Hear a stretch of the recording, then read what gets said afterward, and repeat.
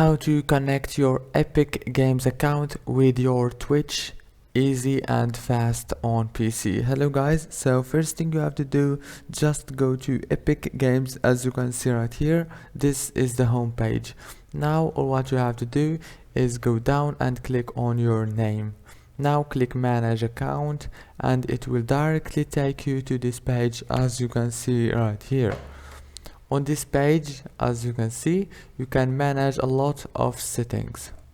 Now all what you have to do is just go down, click on connections, and now click on accounts and click here, go to the Twitch and click connect.